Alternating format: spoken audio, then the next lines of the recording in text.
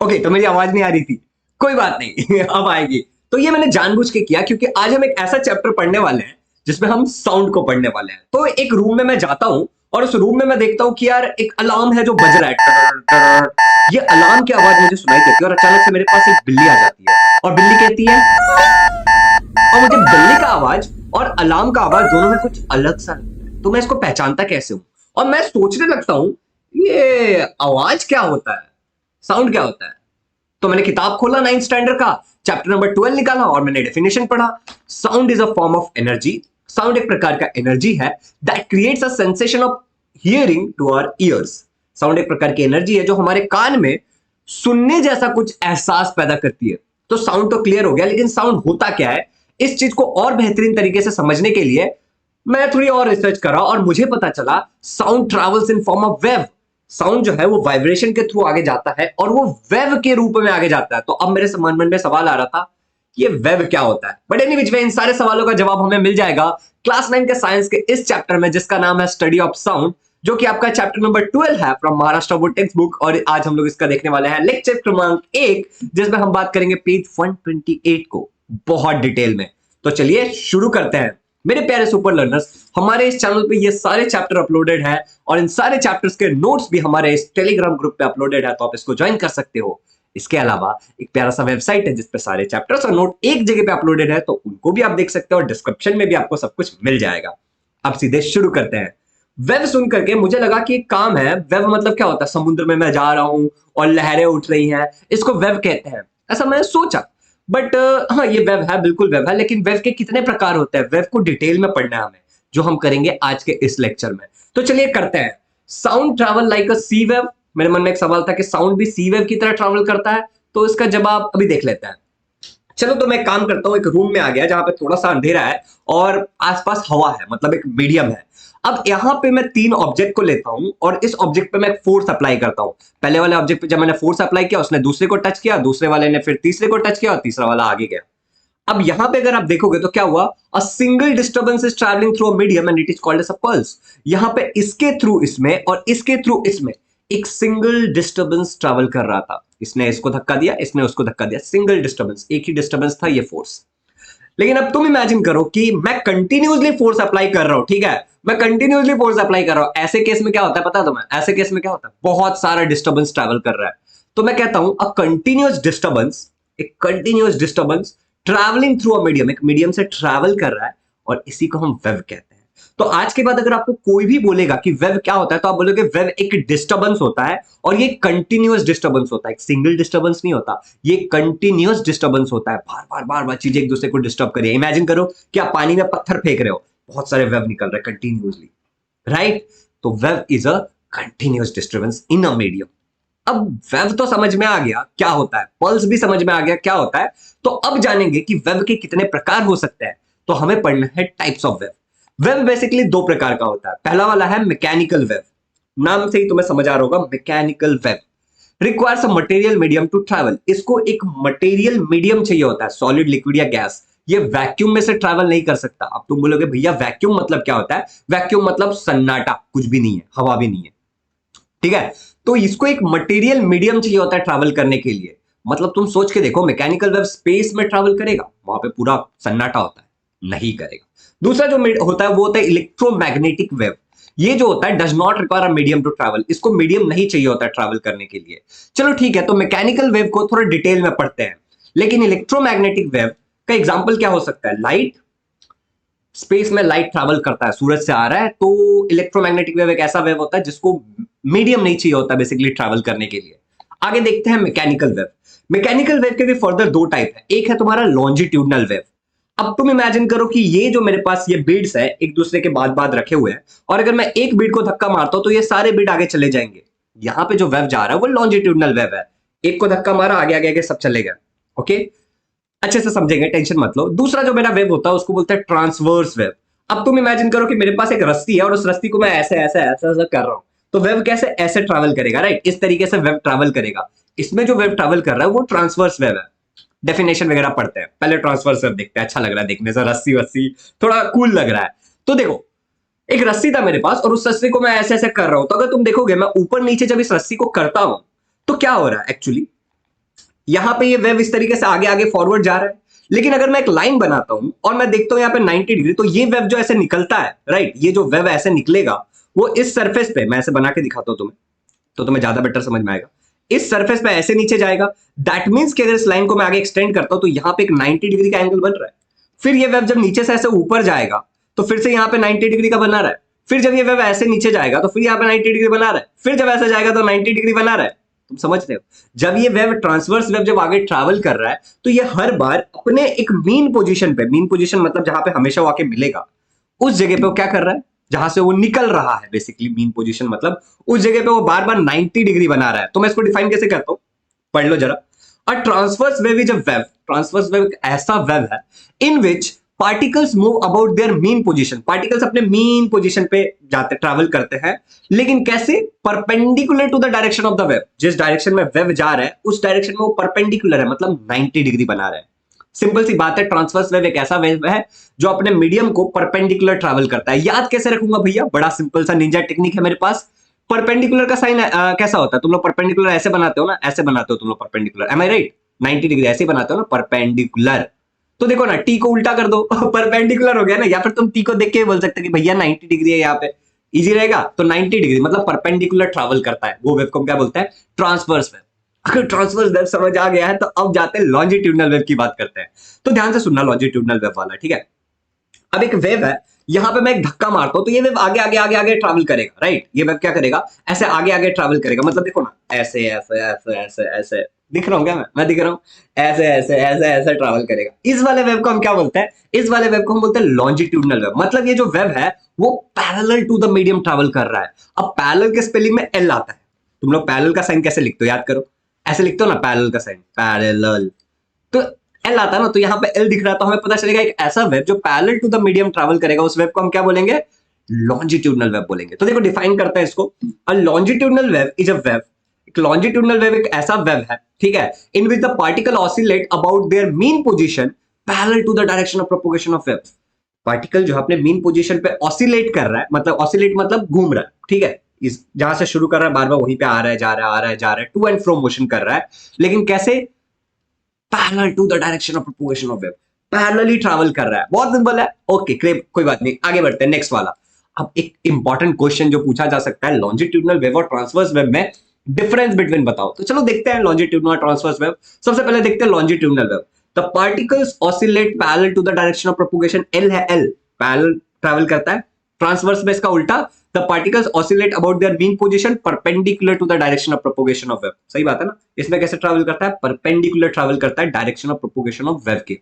अगला जो पॉइंट है वो देखो, longitudinal wave have alternate compression and rarefaction. अभी तुम्हें ये समझाता हूं मैं।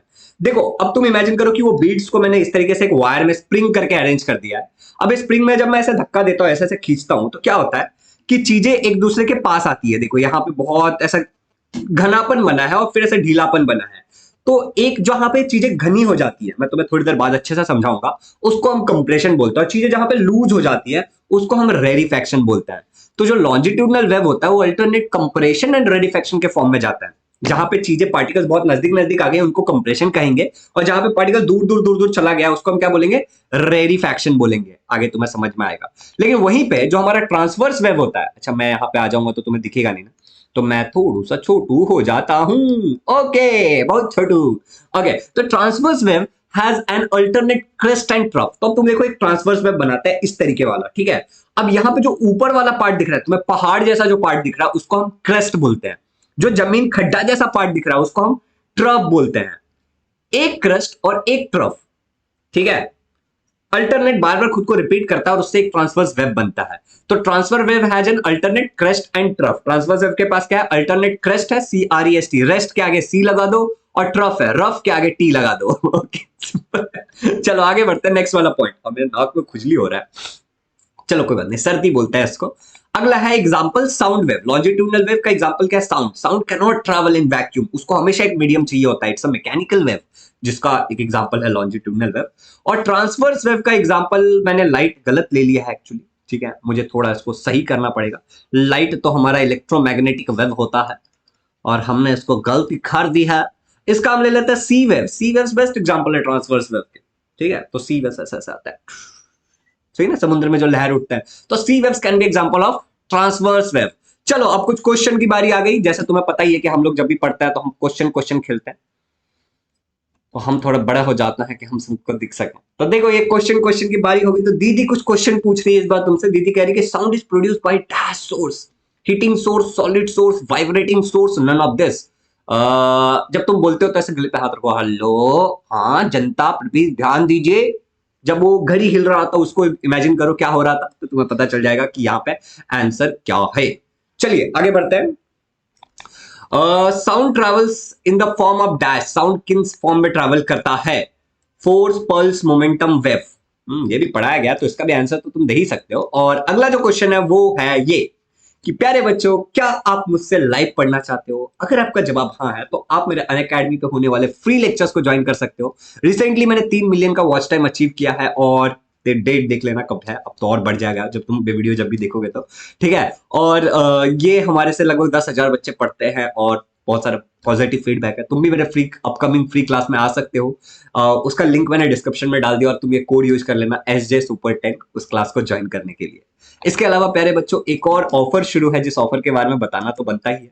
ये ऑफर 15 से लेके 21 नवंबर तक ही वैलिड है। ये विनर्स वीक पूछो और जीतो। तो अगर तुम 10 डाउट पूछते हो आस्क अ डाउट, जो कि एक फ्री फीचर है अनअकैडमी का, तो तुम्हें 15 दिन का प्लस सब्सक्रिप्शन फ्री मिल जाता है। तो मेरी बात ध्यान से सुनना, तुम एक ही दिन में 10 डाउट पूछ सकते हो, या फिर 21 तारीख तक तुम 10 डाउट पूछो, तुम्हारे ऊपर है। जिस दिन तुम्हें प्लस सब्सक्रिप्शन मिलेगा उससे 15 दिन तक वो कंटिन्यू होगा। और एक बार तुम 10 डाउट पूछोगे तो उसके जो सॉल्यूशंस आएंगे उनको भी तुम्हें देखना है अच्छे से, एकदम एक भी सेकंड मिस नहीं करना है। और साथ ही साथ तुम्हें 2 से 3 दिन वेट करना है, तब तुम्हें सब्सक्रिप्शन मिल जाएगा। ये बातों को याद रखना। कोड तुम्हें यूज करना है SJ Super 10। फीचर बहुत सारे अच्छे अच्छे आस्क डाउट के, आप अनलिमिटेड डाउट पूछ सकते हो, अपने होमवर्क में असिस्टेंट पा सकते हो, 24/7 ये अवेलेबल होता है, और हाई क्वालिटी वीडियो सॉल्यूशन मिलता है आपको। मैंने खुद ट्राई किया है, तो आप करके देखो, आपको पता चलेगा, मजा आएगा, ठीक है। स्टेप्स क्या है? सिंपली आपको अनअकैडमी का लर्निंग ऐप डाउनलोड कर लेना है। कोड अगर पूछा जाए तो आपको पता है SJ Super 10, नीचे डिस्क्रिप्शन में भी रहेगा। आस्क अ डाउट पे जाके क्लिक करना है सेल्फ स्टडी वाले सेक्शन पे, और अपने डाउट का फोटो लेना है, उसको क्रॉप करके अपलोड कर देना है, दैट्स इट, ठीक है।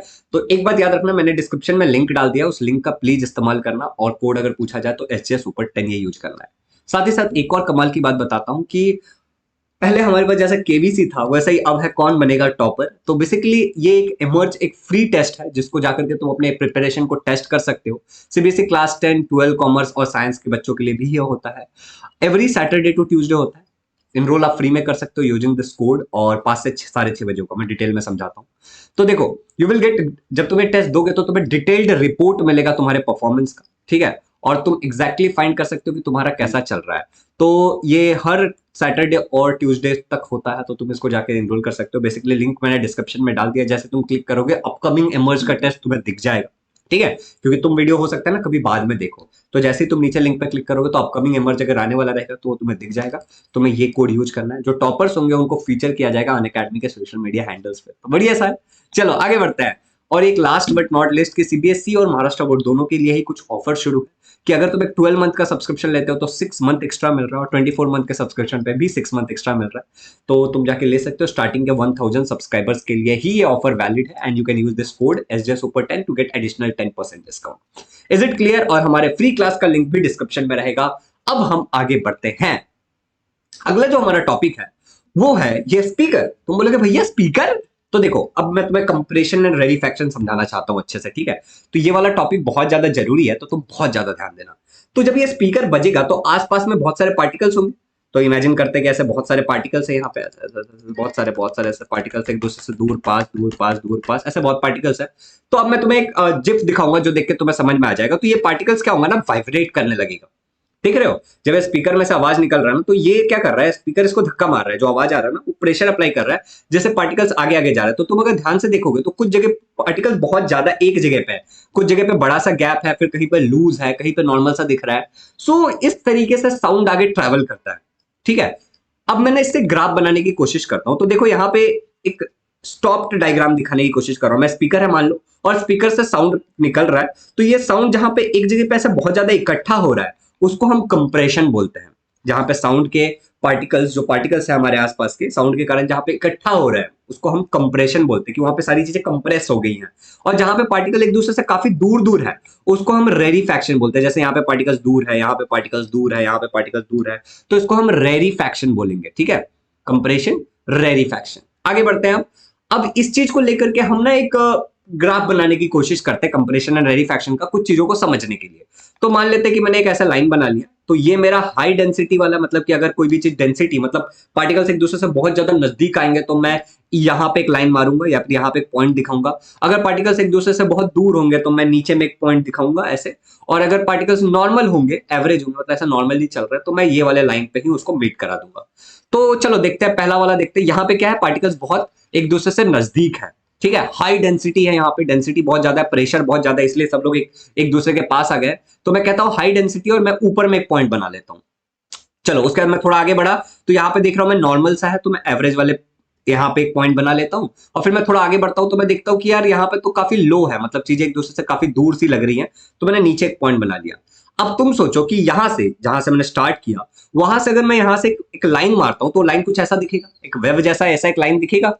अब इसी चीज को मैं थोड़ा और लंबे इससे कंटिन्यू करता हूं, तो ये पार्टिकल्स फिर नॉर्मल हो गया यहाँ पे, फिर यहाँ पे ज्यादा है, घना है, फिर यहाँ पे नॉर्मल सा हो गया, और फिर ऐसे। तो इस तरीके से मैं पॉइंट अगर बनाऊंगा और इनके थ्रू मैं एक लाइन पास करता हूं, तो एक ऐसा वेव दिखेगा मुझे। मतलब जहां पे हाई डेंसिटी वहां पे इस तरीके से, जहां पे लो डेंसिटी वहां पे, और जहां पे नॉर्मल है वो ऐसे। तो सिंपली तुम्हें एक चीज समझना है कि साउंड के पास हाई डेंसिटी और प्रेशर भी होता है, तो साउंड और भी बहुत सारी चीजें कर सकता है। तेज आवाज से, तुमने अगर बेंटेन देखा होगा तो उसमें एक एलियन होता है जो आवाज निकालता है, तो उस अपने आवाज से वो कुछ भी कर सकता है, आग लगा देता है, अपने आवाज से चीजों को उखाड़ के फेंक देता है। इको इको नाम था उसका शायद। ठीक है, तो साउंड के पास प्रेशर और डेंसिटी दोनों होता है, तो ये साउंड की एक प्रॉपर्टी है। इस बात को हमें इस ग्राफ से याद रखना है। सिंपल था ग्राफ बनाना, जहां पे चीजें पास थी वहां पे ऊपर एक पॉइंट बनाया, जहां पे चीजें नॉर्मल थी बीच में बनाया, जहां पे चीजें नीचे, मतलब काफी दूर थी एक दूसरे से, नीचे बना लिया, और उसमें से एक लाइन पास कर दी। टेक्स्ट बुक का एक ग्राफ है, ये तुम्हें अब समझ में आ चुका होगा। अब आगे बढ़ते हैं, और कुछ क्वेश्चन है मेरे पास तुम्हारे लिए। तो ये क्वेश्चन के मैं थोड़ा सा गोल घूम जाता हूं तो तुम्हें दिखेगा कि ये sound travels in form of dash and dash, crest and trough, trough and rarefaction, compression and rarefaction, crest and compression. तो compression and rarefaction, crest and trough, trough and rarefaction, तो ये इन सब में से क्या आंसर है तुम्हें इसको कमेंट करके बताना है। ठीक है, चलो एक और ऑप्शन डाल देते हैं यहाँ पे, एक और ऑप्शन डाल देते हैं। मतलब साउंड ट्रैवल कैसे करता है वो तो बहुत सिंपल है। हाँ चलो ठीक है, नॉर्मल है, ठीक है, कोई दिक्कत नहीं है इस क्वेश्चन में। चलिए अब आगे बढ़ते हैं नेक्स्ट क्वेश्चन के लिए। कंप्रेशन और रीजन ऑफ, अब पूछ रहा है कि कंप्रेशन कौन सा रीजन होता है। लो डेंसिटी, जहां पे चीजें बहुत दूर दूर होती हैं, लो प्रेशर, हाई डेंसिटी, या नन। अब तुम्हें इनमें से इसका आंसर देना है कि क्या है। मैंने अभी थोड़ी देर पहले तुम्हें सिखाया। यहां तक भी अगर सारी चीजें क्रिस्टल क्लियर है और समझ में आ गई हैं तो बहुत स्मार्ट हो बच्चों तुम, क्योंकि ये थोड़ी सी कॉम्प्लिकेटेड टॉपिक था, मैंने स्टार्टिंग में नहीं बताया तुमको। अगर नहीं समझ में आया तो फिर से रिपीट करो। और अब आगे बढ़ते हैं, कैरेक्टरिस्टिक्स ऑफ वेव। हम अभी वेव को पढ़ रहे हैं, आज का पूरा लेक्चर ना हमारा ज्यादा से ज्यादा वेव को डेडिकेटेड है। ठीक है, साउंड के पॉइंट ऑफ व्यू से है, लेकिन वेव को हम ज्यादा समझने की कोशिश कर रहे हैं, क्योंकि साउंड एक प्रकार का वेव है। अगर हमें वेव ही नहीं समझ में आएगा तो साउंड क्या क्या समझ में आएगा। ठीक है, तो वेव की कैरेक्टरिस्टिक को पढ़ने की कोशिश करते हैं। तो पहला कैरेक्टरिस्टिक है वेवलेंथ, जिसको हम इस तरीके का एक सिंबल से दिखाते हैं, और सिंबल का नाम है लैम्बडा। याद रखो, तुम्हारे लिए नया हो सकता है, इस सिंबल को हम लैम्बडा बुलाते हैं। तो सबसे पहले देखते हैं वेवलेंथ क्या होता है। उससे पहले एक फोटो दिखाऊंगा मैं तुमको छोटा सा। तो मान लेते हैं कि एक वेब बनाया मैंने, सबको दिख रहा होगा राइट। तो मैंने मेरे ऊपर एक वेब बनाया, दिख रहा है, हाँ ठीक है। तो मैंने मेरे ऊपर एक वेब बनाया, और मुझे पता है कि यहाँ पे जो ऐसा पहाड़ जैसा उसको क्रेस्ट बुलाते हैं, और जो ऐसा खड्डा जैसा उसको ट्रफ बुलाते हैं, ये भी मुझे पता है। अब इस तरीके से यहाँ पे भी एक पहाड़ जैसा दिख रहा है, क्रेस्ट है, और दो क्रेस्ट के बीच की जो दूरी है उसको मैं लैम्बडा बुलाऊंगा, मतलब वेवलेंथ बुलाऊंगा। फिर से, दो क्रेस्ट के बीच की जो दूरी है उसको मैं लैम्बडा या फिर वेवलेंथ बुलाऊंगा। सिमिलरली यहाँ पे एक और खड्डा है तो ट्रफ है, तो दो ट्रफ की जो बीच की दूरी है उसको भी मैं लैम्बडा वेवलेंथ बुला सकता हूं। तो वेवलेंथ मतलब क्या होता है, दो क्रेस्ट या दो ट्रफ के बीच की दूरी। ठीक है, दो क्रेस्ट या दो ट्रफ के बीच की दूरी। सिमिलरली अगर मान लो कि मेरे पास एक लॉन्जिट्यूडनल वेव है, ये तो एक ट्रांसवर्स वेव था। अगर एक लॉन्जिट्यूडनल वेव है जो कि ऐसे निकल रहा है, तो यहाँ पे कंप्रेशन दिख रहा है, फिर रेरिफैक्शन दिख रहा है, फिर कंप्रेशन दिख रहा है, फिर रेरिफैक्शन दिख रहा है। तो दो कंप्रेशन के बीच की दूरी को, या फिर दो रेरिफैक्शन के बीच की दूरी को मैं एक वेवलेंथ बुला सकता हूं। सिंपल सी बात है। डिफाइन कैसे करते हैं भैया, तो बुक में लिखा है the distance between two consecutive compression और रेरिफैक्शन। दो कंप्रेशन या रेरिफैक्शन के बीच का जो डिफरेंस होता है, ठीक है, जो बीच की दूरी होता है, डिस्टेंस होता है, उसी को हम क्या बोलते हैं, वेवलेंथ बुलाते हैं। और वेवलेंथ को हम मेजर करते हैं मीटर में। तो मैं एक सवाल पूछने वाला हूं थोड़ी देर बाद तुमसे, तो तुम्हें इसका आंसर आना चाहिए कि वेवलेंथ को हम मीटर में मेजर करते हैं। चलिए अगले वाले प्रॉपर्टी की तरफ चलते हैं, अगले वाले कैरेक्टरिस्टिक की तरफ चलते हैं, वेव की। तो वेव की अगली कैरेक्टरिस्टिक है एम्पलीट्यूड। अब ये जो एम्पलीट्यूड होता है ये साउंड का लाउडनेस डिसाइड करता है। जैसा अभी मैं अगर बोल रहा हूं, अगर मैं ग्राफ बनाऊंगा तो वो नॉर्मल चल रहा है, लेकिन अगर मैं जोर से बोलता हूं तो ग्राफ ऐसे ऐसे जाएगा। ठीक है, आप समझो, तुम इसको ऐसा समझो कि ये एक वेव है मेरे पास, ठीक है। अब इस वेव का अगर जो कोई आदमी चिल्ला चिल्ला के बोल रहा तो ये वेव ऐसे बहुत बड़ा बड़ा बनेगा, राइट। ऐसे बड़े बड़े लाइन बनेंगे, राइट, अगर मैं ग्राफ बनाने जाऊंगा तो देखो यहां पे एक मीन पोजीशन मैंने बना लिया यहां से, मतलब कि हाँ वेव हमारा ऐसे ऐसे इस पॉइंट पे हर बार मीट करेगा, ठीक है। तो अब देखो यहां से यहां तक की दूरी, मतलब ये जो पहाड़ है, ये पहाड़ कितना ऊंचा है, या फिर जो खड्डा है वो कितना डीप है, ये जो खड्डा है वो कितना डीप है, इसको मैं एम्पलीट्यूड बोलता हूं सिंपली। ठीक है, ये क्या करता है, डिसाइड करता है साउंड का लाउडनेस। डिफाइन कैसे करेंगे, देखो the maximum value of pressure और डेंसिटी, इससे हम प्रेशर या फिर डेंसिटी दिखा रहे थे, याद करो तो पहले वाला ग्राफ। तो जो मैक्सिमम वैल्यू होगा ऊपर से या फिर नीचे से प्रेशर का या फिर डेंसिटी का, उसको मैं क्या बोलता हूं, एम्पलीट्यूड बोलता हूं। ठीक है, सिंपली एक मेजरमेंट है। ओके, चलिए अब आगे बढ़ते हैं। और अगला तीसरा प्रॉपर्टी जो हमारा वो है फ्रीक्वेंसी। फ्रीक्वेंसी को हम न्यू ये सिंबल से दिखाते हैं, न्यू ऐसा होता है एक्चुअली, ठीक है, लेकिन अब ऐसा सिंबल मैं दिखा नहीं पा रहा था तो मैंने एन से दिखा दिया फ्रीक्वेंसी। तुम भी एन जैसा लिख सकते हो फ्रीक्वेंसी को लिखने के लिए। तो फ्रीक्वेंसी क्या होता है, देखो तुम्हारा कान है मान लो, और इस कान में एक साउंड वेव गया। अभी देखो ये एक साउंड वेव गया, ठीक है। अब सिमिलरली तुम्हारे कान में बहुत सारे साउंड वेव गए, तो गिवन टाइम में गिवन पॉइंट से कितने साउंड वेव गए। अब शायद तुम्हें ऐसे नहीं समझ में आएगा, तो मैं तुम्हें एक स्टोरी सुनाता हूं। तो हमारे यहाँ पे जहां पे मैं रहता हूं वहां पे एक बस स्टॉप है। उस बस स्टॉप पे 1 घंटे में, बस स्टॉप एक पॉइंट है मान लो, ठीक है, यहाँ पे बना देते हैं बस स्टॉप को, एक पॉइंट बना देते हैं यहाँ पे। ये हमारा है बस स्टॉप है, ठीक है, ये हमारा बस स्टॉप है, तो ये एक हमारा पॉइंट हो गया मान लो। इस पॉइंट से 1 घंटे के अंदर, तो मान लो ये 1 घंटे का ड्यूरेशन है, ठीक है, 1 घंटे के अंदर 3 बस जाती है। तो हर घंटे कितनी बस जाती है, 3 बस जाती है, एक फिक्स पॉइंट जो हमारा बस स्टॉप है वहां से। तो मैं क्या बोलूंगा, बस की फ्रीक्वेंसी कितनी है, 3 पर घंटा। हर घंटे के 3 बस आते हैं वहां पे, मैं ऐसे बोलूंगा, मतलब हर घंटे में 3 बस आ रहे, मतलब बस की फ्रीक्वेंसी 3 है। अगर हर घंटे में 4 बस आते तो बस की फ्रीक्वेंसी 4 है। तो गिवन टाइम में कि कोई भी चीज कितनी बार होता है उसको हम फ्रीक्वेंसी कहते हैं। समझ में आया, गिवन टाइम में किसी भी जगह पे कोई भी चीज कितनी बार होता है, रिपीट करता है खुद को, उसको हम फ्रीक्वेंसी कहते हैं। तो इस कान में, ठीक है, ये कान देखो, इस कान में से हम मान लेते हैं 1 सेकेंड में से एक वेव गया, ठीक है, एक कंप्लीट वेव गया, तो हम बोलेंगे फ्रीक्वेंसी 1 है। लेकिन वही 1 सेकेंड में अगर 3 वेव गया तो हम बोलेंगे फ्रीक्वेंसी 3। गिवन टाइम में कितने वेव जा रहे हैं, डिफाइन करते हैं इसको। The frequency of sound wave is defined as the number of waves that passes from a fix point in unit time. किसी फिक्स पॉइंट से गिवन टाइम, यूनिट टाइम मतलब गिवन टाइम जो भी हमारे पास है, ठीक है, उसमें से कितने वेव पास हुए गिवन पॉइंट में से, गिवन टाइम में गिवन पॉइंट में से कितने वेव पास हुए उस टाइम पे, उसको हम क्या बोलेंगे, फ्रीक्वेंसी बोलेंगे। उसको मेजर किया जाता है हर्ट्ज। फ्रीक्वेंसी को हम HERTZ, इस हर्ट्ज से मेजर करते हैं, या फिर HZ भी लिखते हैं। इज इट क्लियर, आगे बहुत काम आने वाला है टॉपिक, याद रखना।